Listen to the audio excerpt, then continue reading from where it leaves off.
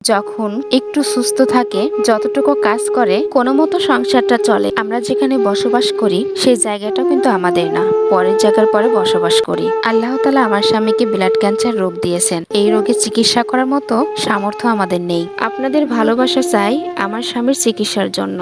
আসসালামু আলাইকুম বন্ধুরা, সবাই কেমন আছেন? আশা করছি সকলে অনেক ভালো আছেন। আল্লাহ তাআলা যেভাবে রেখেছেন আলহামদুলিল্লাহ। স্বামীটা আজ কয়েকদিন হলো অসুস্থ হয়ে ঘরে পড়ে আছে। স্বামীটা যখন অসুস্থ হয়ে ঘরে পড়ে থাকে, এই পৃথিবীটা চারিদিকে অন্ধকার দেখি। আর অসুস্থ হয়ে থাকলে মনের ভিতরটা কেমন যেন লাগে। এমনি তো আল্লাহ তাআলা যে এত বড় একটি রোগ দিয়েছেন, অনেক টেনশন হয়। ছোট্ট একটি সন্তান আছে, তাকে কিভাবে মানুষ করব। আর একজন বাবা না থাকলে তার সন্তানটা বড় হতে অনেক কষ্ট হয়। বাবার মতোই পৃথিবীতে কেউ আপন হয় না। বাবা যদি অসুস্থ হয়ে ঘরের উপরে থাকে, কাজ যদি নাও করতে পারে, পেট ভরা খাবার না পেলেও একজন স্ত্রী সন্তানের জন্য অনেক বড় একটি পাওয়া। একজন নারীর জীবনে স্বামী না থাকলে, সন্তানের জীবনে বাবা না থাকলে তাদের জীবনগুলো হয় ফুটবলের মতো। রাজশাহী মেডিকেলের চিকিৎসা চলাকালীন অনেক রোগীদের সাথেই আমাদের পরিচিত। তাদের মধ্যে হাতে গোনা দুই একজন বেঁচে আছে, সবাই পৃথিবী থেকে চলে গেছে। আমার স্বামীটা যখন বেশি অসুস্থ হয়, আমার অনেক ভয় হয়, তাকে হারানোর ভয়। পাবনা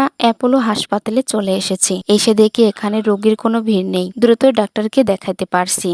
আর ডাক্তার কিছু রিপোর্ট দিয়েছে, রিপোর্ট করার জন্য রক্ত নিচ্ছে। আর এই রিপোর্টের সাথে একটা এক্সরে রিপোর্টও দিয়েছে। রাজশাহী মেডিকেলে ভর্তি থাকাকালীন হাসানের আব্বুর মাথায় সমস্যা দিচ্ছিল, তো সেই রিপোর্ট করতে গিয়ে আমাদেরকে ভিতরে ঢুকতে দিয়েছিল না, শুধু আমার রোগীকেই ঢুকে নিয়েছিল। তাকে অনেক বড় একটি মেশিং এর মধ্যে নিয়েছিল, সেখান থেকে অনেক ভয়ও পেয়েছিল। আসলে এইসব রোগীদের এতটাই কষ্ট যা বলার ভাষা নেই। আর আমার স্বামী নামক যে মানুষটাকে দেখতে পাচ্ছেন, এই মানুষটার জীবনে শুধু কষ্টই রয়ে গেল। ছোট থেকে বাবার সংসারে হাল ধরেছিল, কিন্তু যখন নিজের সংসার, সন্তানকে মানুষ করবে, সেই মনোবলটাই হারিয়ে ফেলেছে। আমার পরিবারে একমাত্র উপার্জনকারী হলো আমার স্বামী। আমার স্বামীটা সুস্থ মানুষের মতো কাজ করতে পারে না।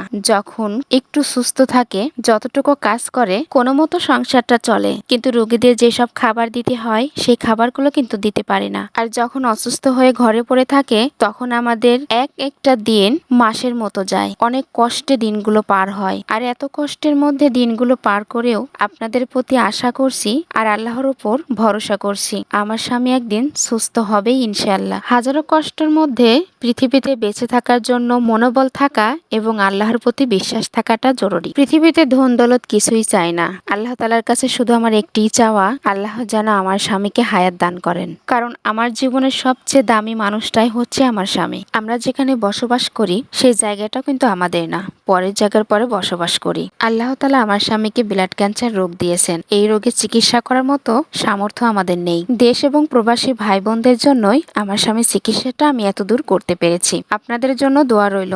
ভিডিওটি লাইক শেয়ার করে আমাদের পাশে থাকবেন আমার অসুস্থ স্বামীটার চিকিৎসা করার জন্য।